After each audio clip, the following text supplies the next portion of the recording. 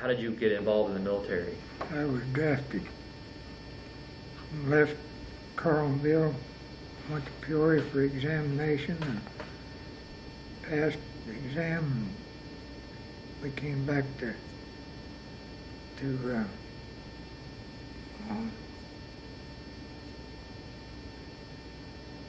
know, Carlinville? no, to the, down at Belleville, Scott Field. We had our shots. Got to sleep about 3 hours, and got up and spent the rest of the day. That was on Friday. And the rest of them got to go home, but my name was on the list to ship out on Sunday evening, so I couldn't.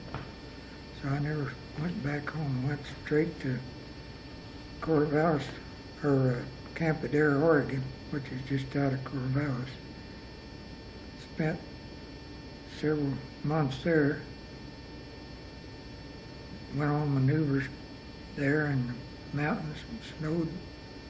We slept in old houses for 3 or 4 nights. Finally went back to camp. From there, went to Fort Lewis, Washington,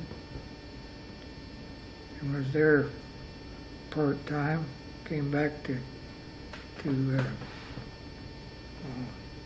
California. Back to Oregon first. Went to Oregon, camp in the southern part of Oregon. I can't think what the name of them was now. My memory's not as good as it used to be. Yeah, we were there and went out on desert maneuvers. Everybody went out but me. I had to keep camp going. I was the armor artist for what my category was supposed to be, but I spent most of the time in helping in the supply room, and I went to driver's school, went to radio school, ended up going overseas, got to Hawaii. I was acting supply sergeant. They picked up, we were anti-tank company in the States, had 37 millimeter anti-tank guns. When we got over there, they decided we was going to have 57s. So we got 957 anti-tank guns and 9 Dodge 6-wheel trucks to pull them. Well, we got over on board ship there at the Philippines. The ship out was supposed to go to Yap. Well, they decided not to go. I spent about 30 days on board ship waiting for them to decide where we was going to go. October the 20th, 1944, we hit the Philippines and drove through the mud and the mosquitoes and you name it there. Went about 33 days without taking a bath and having my feet dry, and they like to rotted off. So I was taking care of the supplies there, and then they decided when we were going to go to Okinawa that they appointed another fellow that outranked me as supply sergeant. Well, I'd already been to radio school and knew radio procedure, but we got to Okinawa. I was supposed to be a radio man. I got to ready to land there at Okinawa, and they bombed and shelled that place bad that there was big holes out there, and they run in. They thought they was close enough to shore for me to be all right. Well, when they dropped the boat hammer and I took off and ran out in one of them holes. Went plumb up to my neck, put near the water. And then they had to drag me out. On board ship, I'd had the presence of mind enough to snitch another fire extinguisher. Well, you know that back then what the fire extinguisher was loaded with was pyrene, and it would dry out anything. Mm-hmm. So I jerked the hood up and squirted there and got them. It was supposed to be waterproof, but it banged around on the ship and broke loose. Emptied one, hit the starter, and it sputtered a time or two, so I emptied the other one and fired her up, and away it went. Well, when we were supposed to land, first day of April, in 1945, well, they had a kamikaze attacked before they got unloaded, and the ship I was on took off back out into the sea and scattered. Do you know the name of the ship you were on? No, I don't remember what the name was. And they scattered out there, and I got to see the show of my life. Never seen so many bullets in the air and right. See, when they shooting anti-tank guns or machine guns, they had tracers, and every seventh one was a tracer. Mm-hmm. Well, it just looked like a complete streak because it's coming so fast. Then we went back, and the next morning, I went ashore, and well, the company already unloaded and gone. I was on a separate ship from the main part of them. Well, I didn't have no idea which way to go, but I took off, and pretty soon they began to see signs pointing this way and that way. I found the company. We was on Okinawa. I don't know how many days it was, not too many. So we was in a place where they was up on a hill, and the Japs would, every day at a certain time, they'd shoot mortars. Well, they didn't get them high enough. They'd hit down in the valley and go off. One day they didn't. They landed right close to where we was at, and we could hear them coming, so we dived into a hole, and I had the radio that I was carrying setting up on the bank. Well, when that mortar went off, it threw a slug through that, and that was the end of the radio. Mm.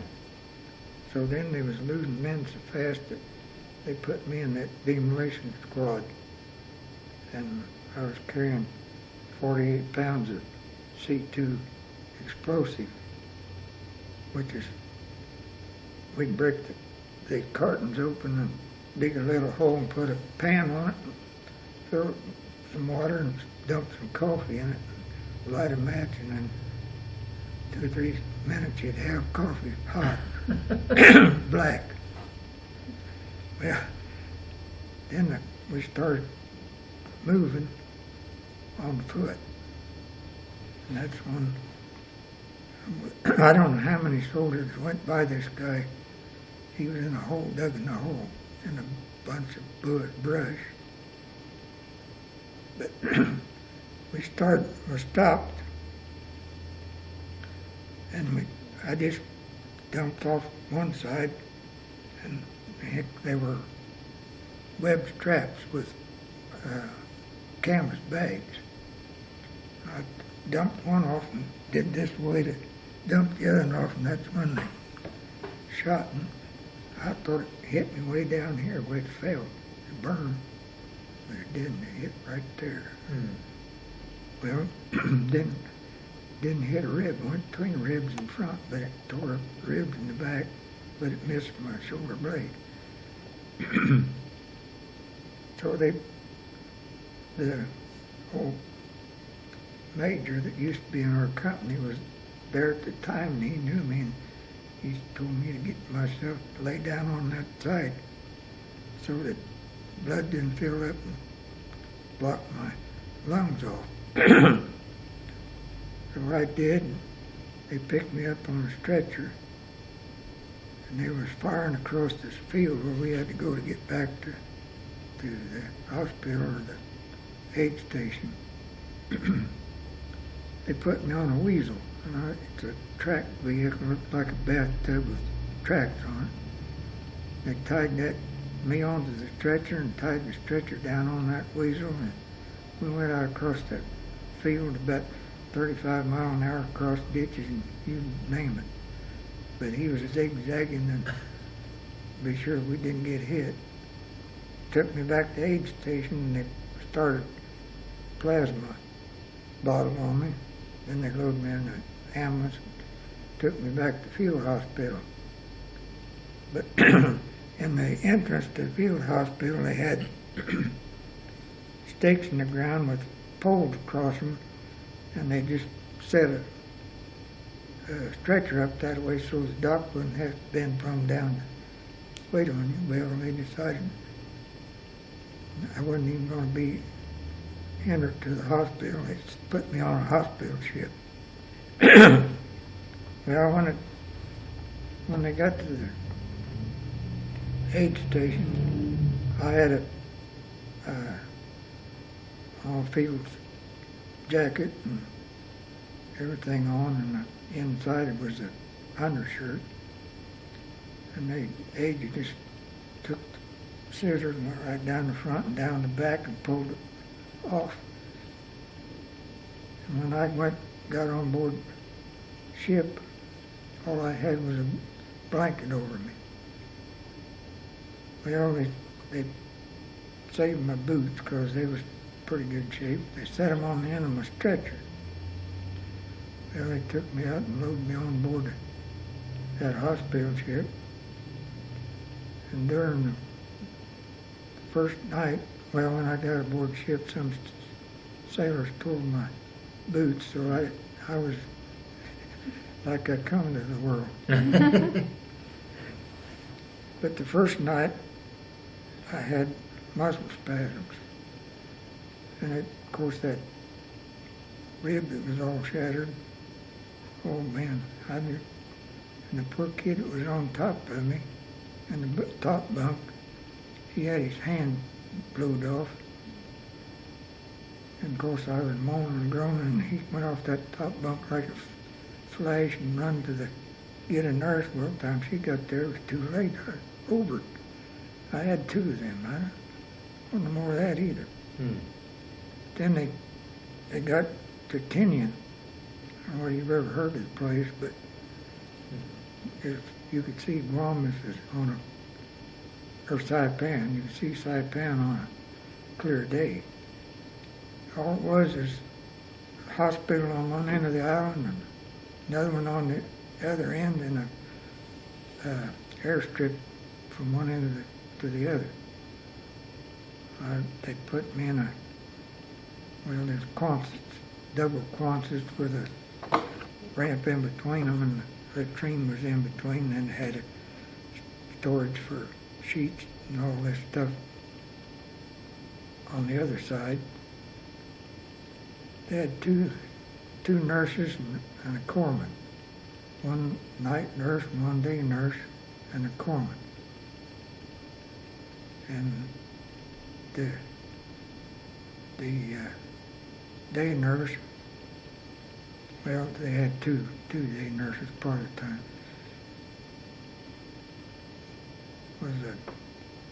One of them was a red-headed gal, and she was pretty hefty, but she was sure a doll. They had a fellow there that couldn't do anything for himself.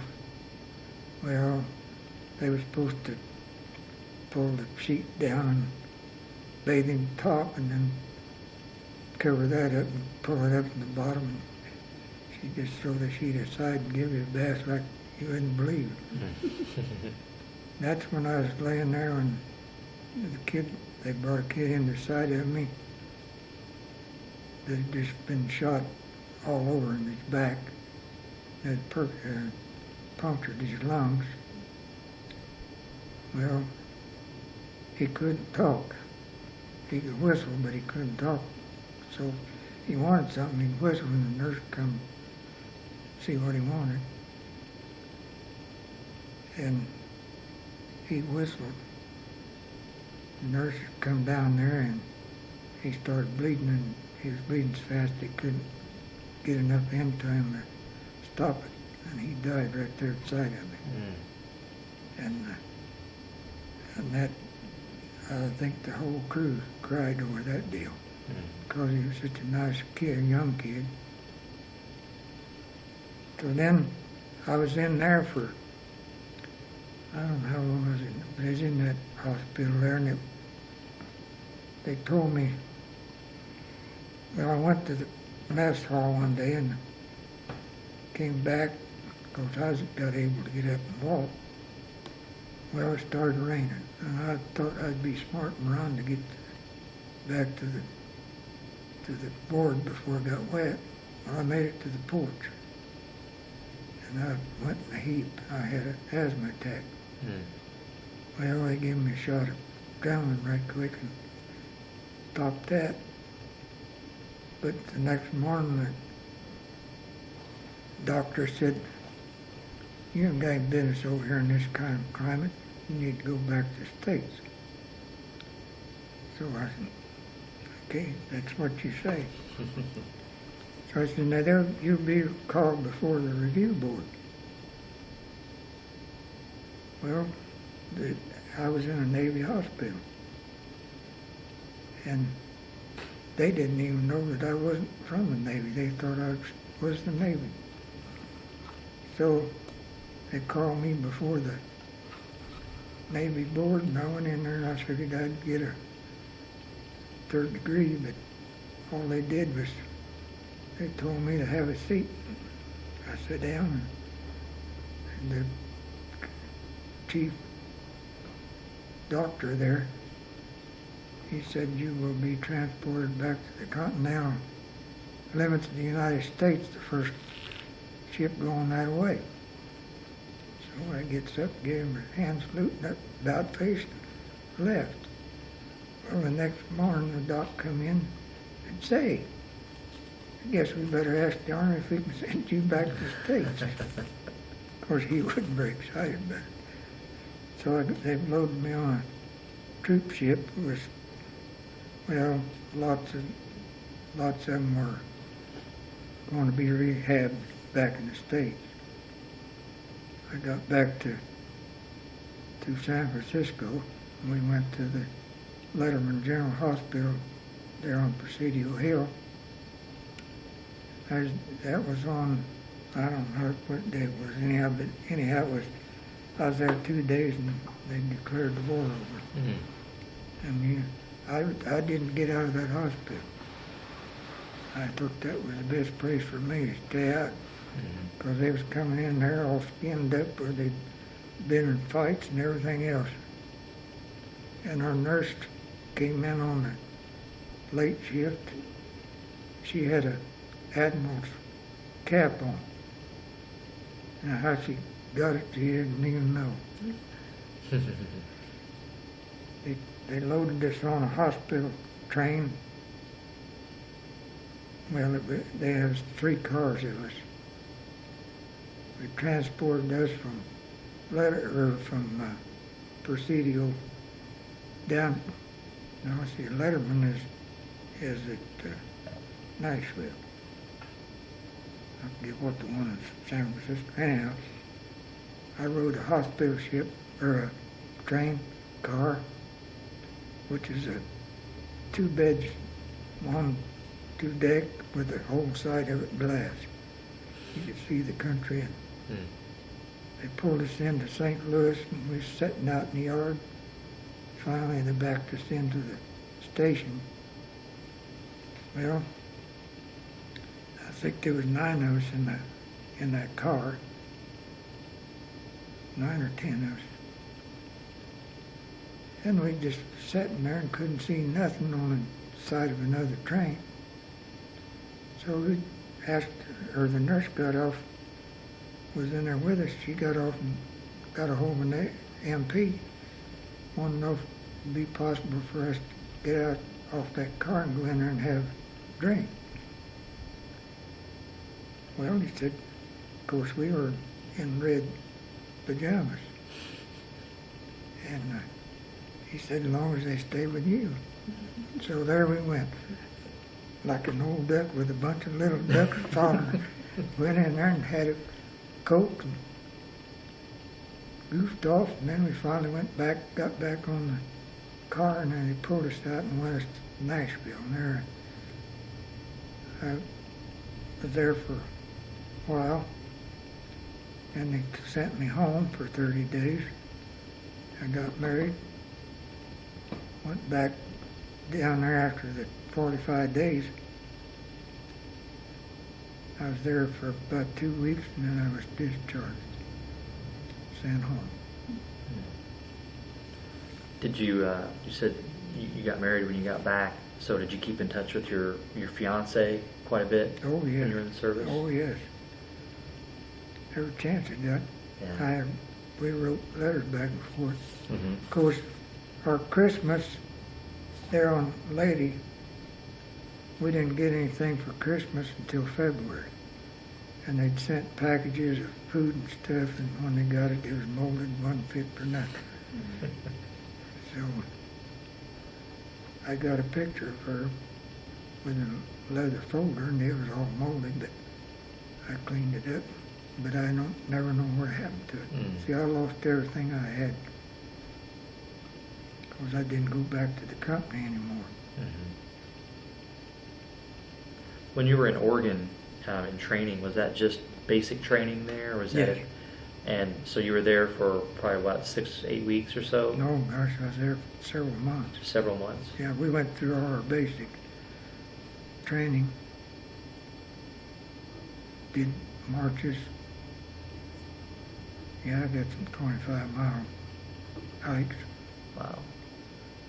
Went one time because the supply sergeant, they caught him asleep, and they made the rest of them was out on maneuvers.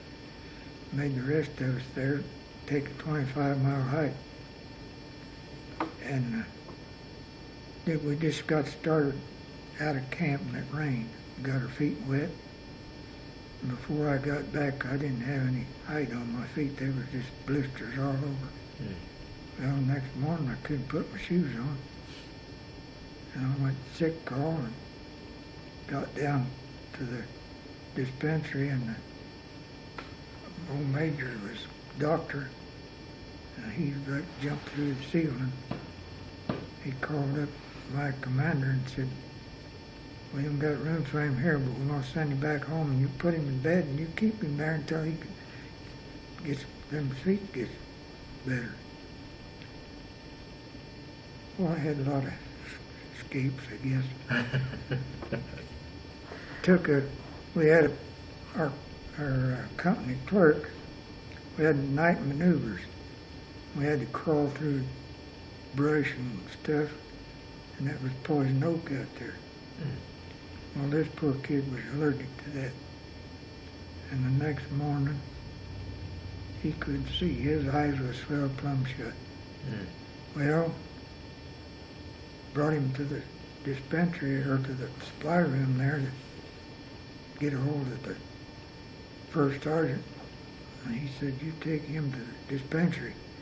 You stay with him till he gets something done."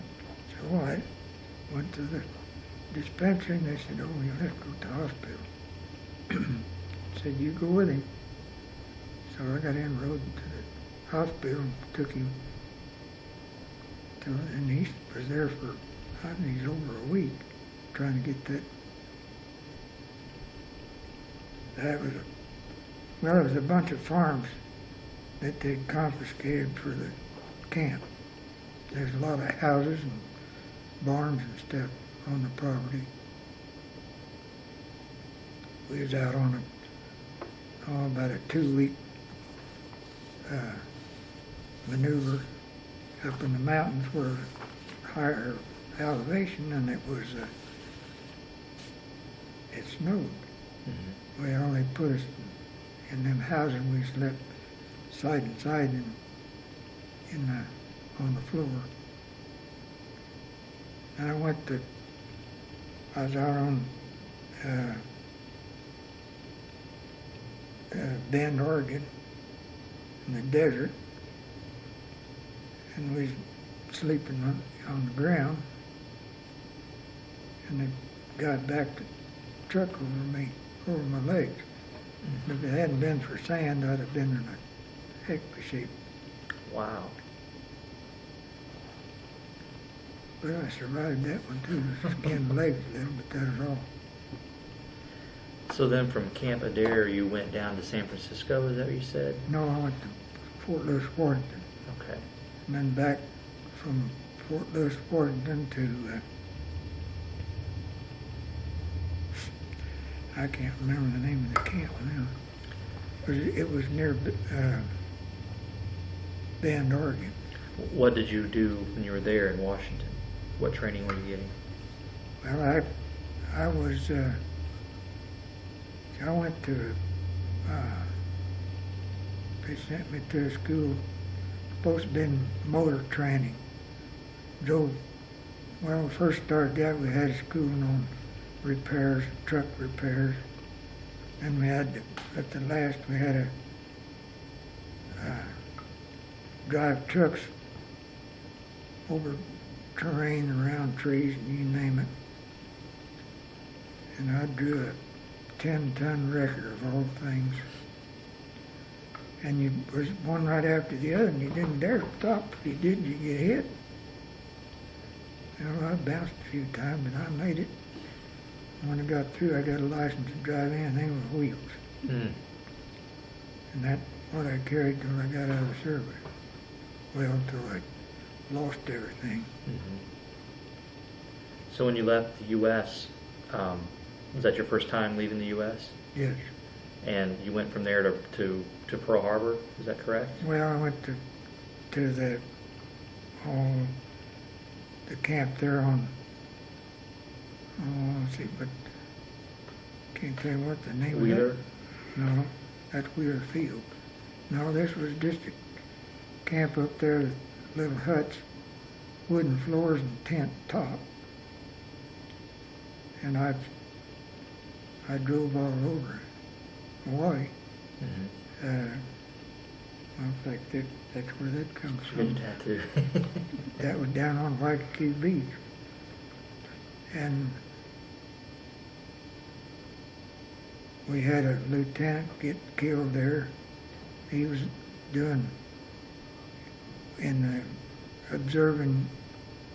supposed to be observing our landings out of an airplane, and they were off the end of the flat top, and the pilot got out, but he didn't.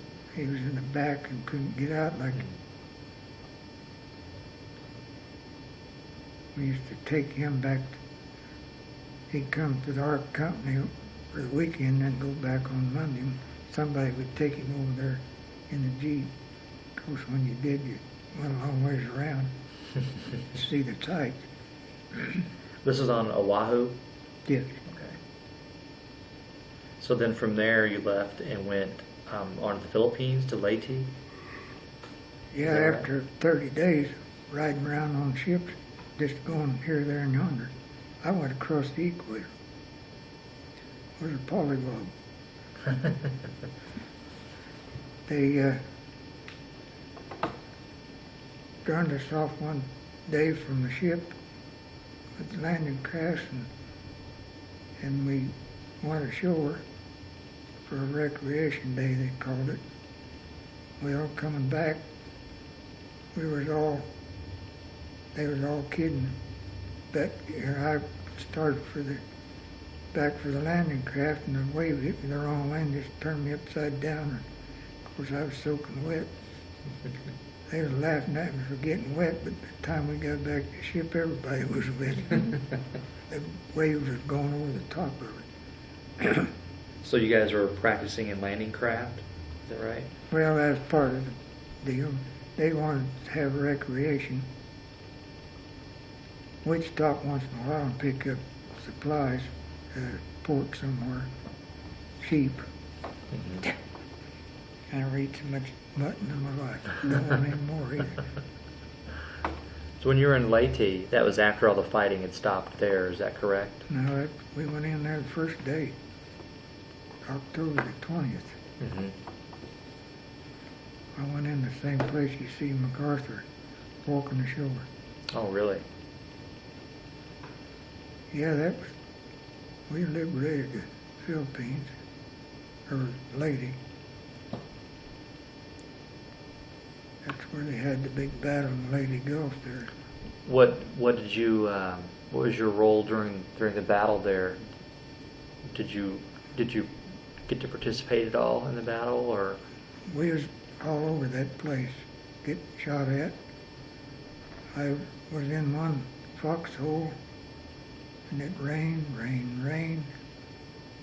One night, we all got mad and got out of the foxhole and got in a truck. If the Jap had come along, he'd have killed about 7 or 8 of us, but we survived. I had a cot down in that hole. I wasn't laying on the ground, I was laying on a folding cot. And I had a barracks bag with my clothes and stuff in it, sitting in the corner. Well, I picked that silly bag up, and there was one of them little green snakes about that long, deadly. I come right up out of that hole and I got rid of him. But you had to watch where you dug a hole up there in the Philippines, because you didn't want to dig it under a coconut tree, because then coconuts caught you. They'd drop out of the tree. We had quite a, where we was parked there after the battle was over. Well, on down this way, the paratroopers came in one evening, just about dark. And of course, they were just sitting ducks. See them swinging up in the air, and everybody was plunking them as they come down. Well, right down the road from us was a signal company. And they jumped in trucks and left and never come back. Well, we decided they had a big generator, and we decided we'd go down and load that up, bring it up there and fire it up, and we'd have electricity. So that's what we did. Come find out when they got up there it wouldn't fire, so they tore it down, and somebody dropped it in the ocean and fished it out. It was full of salt water, and they cleaned it up and had it running. So you guys had electricity then, huh? We had electricity. Us and headquarters company was right there next to us. We all had electricity. Got a big radio from the broadcast in the States. Somewhere or another, we had a guy in our outfit that could talk people out of most anything. He got a hold of an amplifier somewhere. Well, he put up big speakers and hooked onto that radio from the States, and he broadcast U.S. music all over. You could hear him for miles. Well, it so happened that where our company was a cemetery next door. Well, about every other day, they buried somebody there because they had dysentery so bad.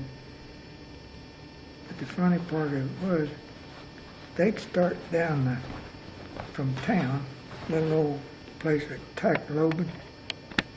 They'd start down from town, and they would have a band if they could afford it. And they played the most mournful music you ever heard till they got to the cemetery. Well, they'd take the body up and set it down, then they'd dig the hole. And while they was doing that, that band out there was playing Dixieland jazz. I mean, really going. Well, one day our chaplain happened to be over at the company. He'd never seen that before. Well, they come along like they usually did, put the body down and started digging, and that band started playing. He couldn't understand how they did that. Well, they really played Dixieland like you wouldn't believe.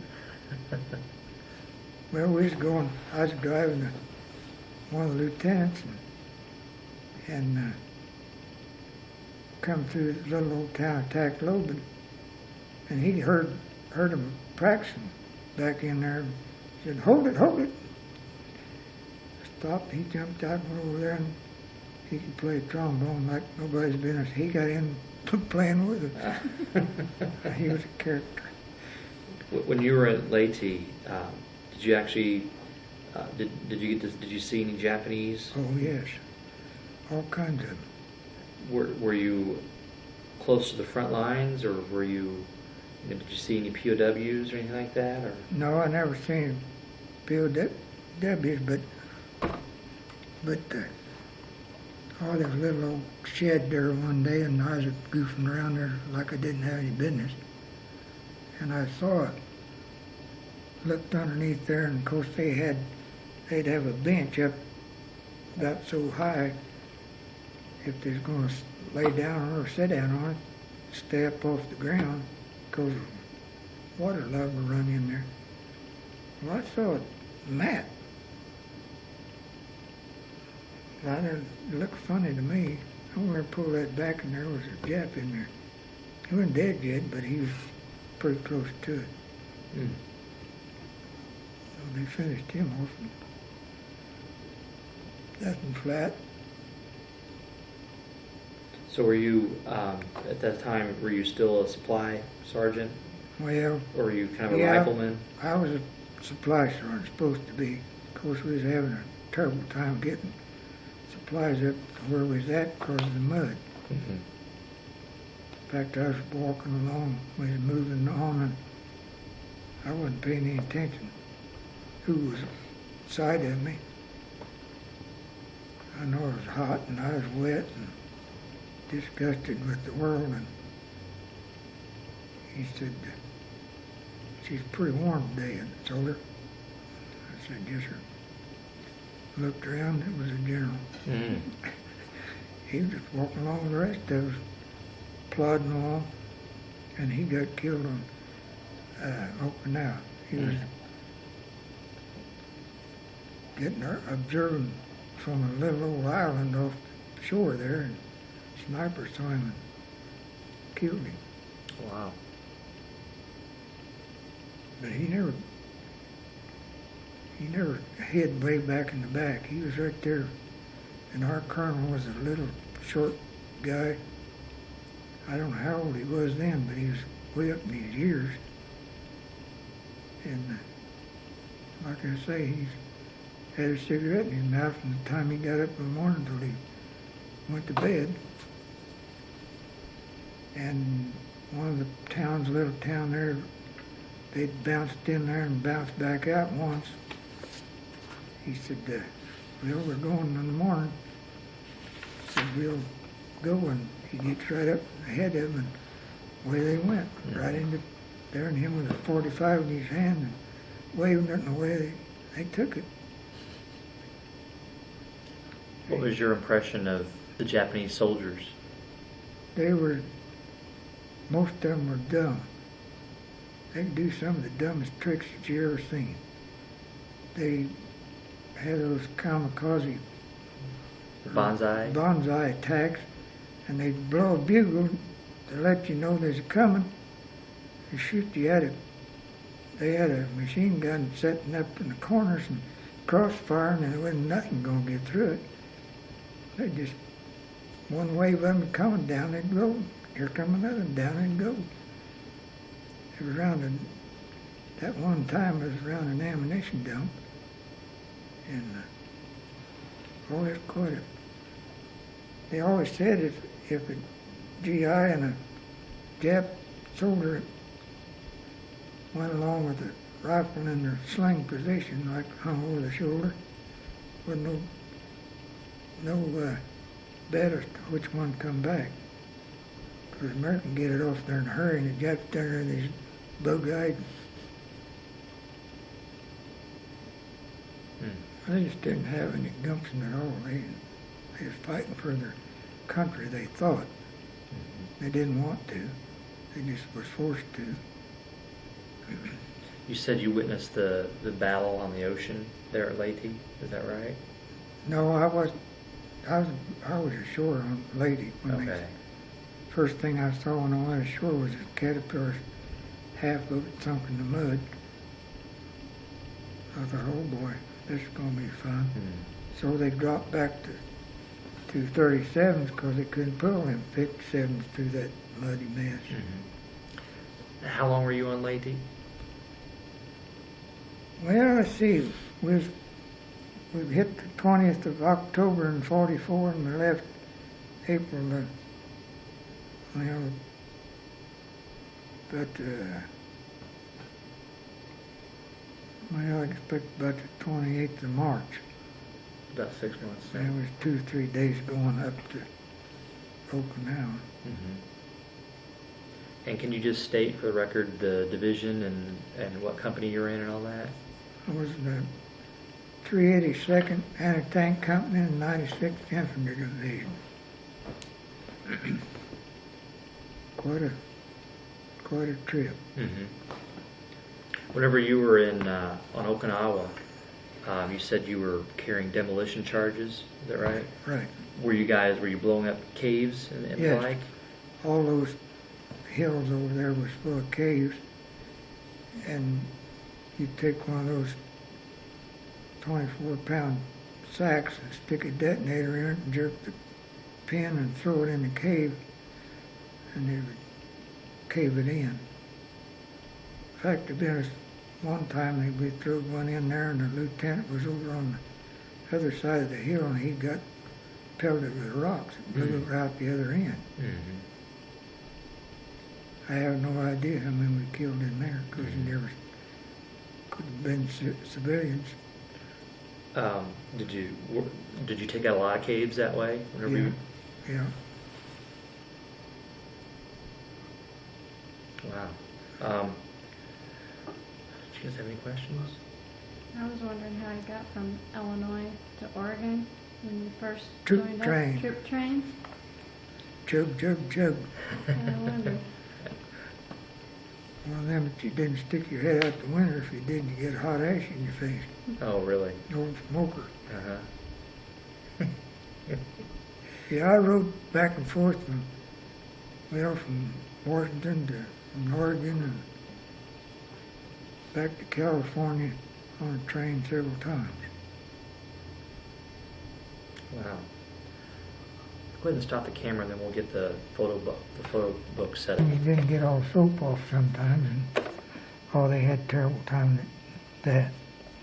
Well, can you kind of just take us through and show us what some of your pictures are here? This one here is the first sergeant overseas, artillery.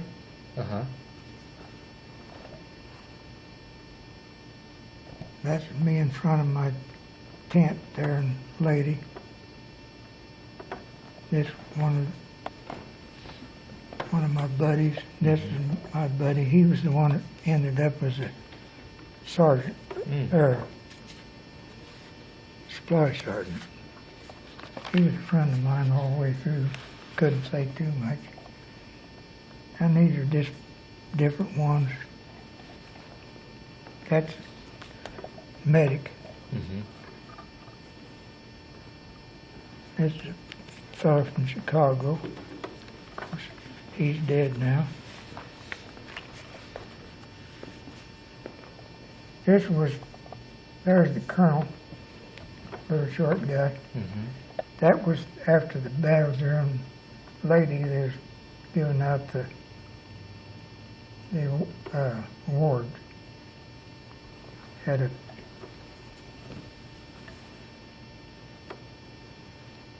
This is a bunch of guys here. They are receiving their awards. Formations. There they give the salute for the ones that lost. They lost their lady. Oh, I see. This old Shields got being alcoholic.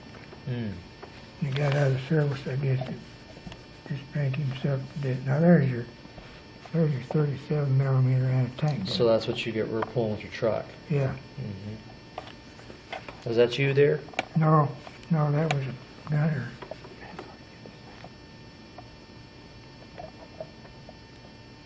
There we are at that memorial they're having. Mhm. There's Wheeler with his towel. We set up a shower, took a barrel and hung it up in the water in the morning, let it get hot, and shower at night. There's one of the sergeants, LeBlanc. Mhm. There's a gunner crew. There's their gun.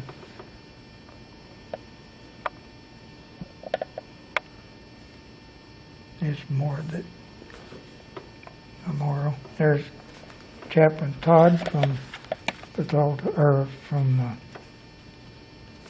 oh dang it,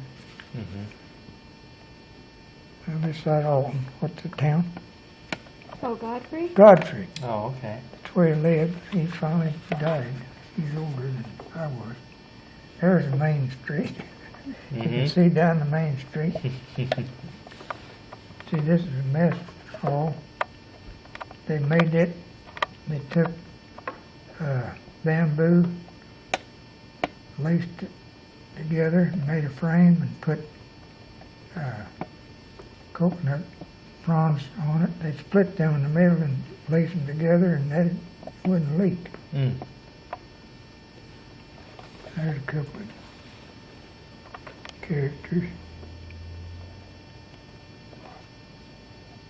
Those two boys came in there after the battle was half over. They were ASTP people.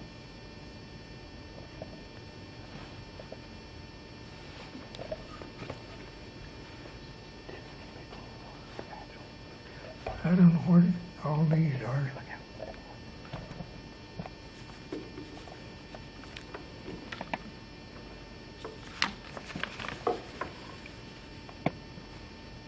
There's Colonel Sober at the, oh, here's our barber shop. Mm. That's another 37 millimeter Yeah. there. Yeah, any of these in these pictures Mhm. here will be there. Well, they didn't use them 57s after I signed my name to that. What were these used for? Basically for taking out, caves, and what kind of range do they have? Well, they started out, they were supposed to be tank guns. Uh-huh. Shoot a hole in the side of a tank. But they would take a shell and it had a tin can on the end of it about, maybe that long, the size of the bullet, Mm-hmm. and it was full of buckshot. And they could take it down an alley somewhere and it'd shoot good ways and they'd kill anything that was in the way. Mm-hmm. So that's what they used them for there in the Philippines. There's a boy having a coconut drink. That was somebody's hut. But this little Filipino, he was about the size of a 10-year-old boy here, but he was 17 years old. Mm. And he was our lackey boy, as they call him. There's headquarters company. There's another one with a coconut. You can see those coconut trees everywhere. There's somebody's home. But they had banana trees, and they'd be in rows. And you'd hit one of them with a truck or something and skin it all up. Mm. And boy, you better bury it right quick. Oh, really? Oh man, that stink. There's no water buffalo. One there in the mud. Mm. There's native girls.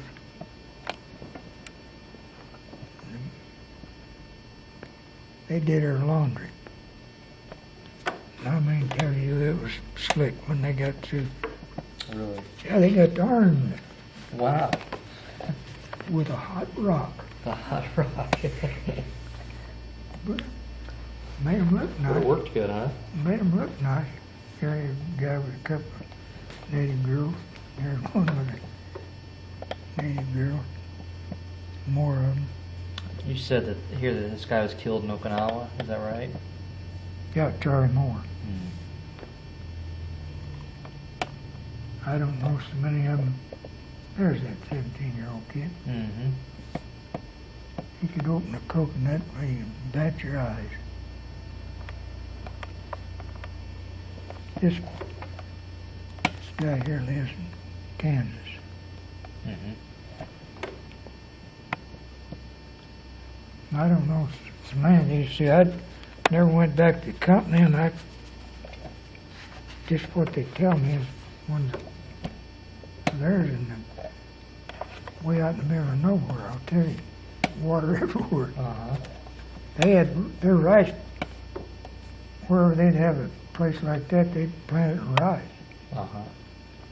Tromp it in, you know, water buffalo and tromp him around there to maybe rake it with a stick tied onto him. There's a couple of girls there that bring the horse back. So that's the end of that. All right. Well, great. Yeah, they're quite a bunch of pictures.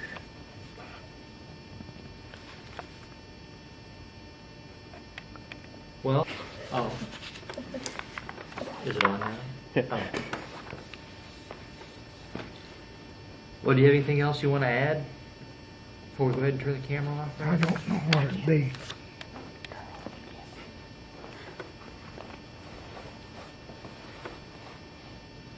I wouldn't want to do it again, but I wouldn't take $1 million for it. Yeah.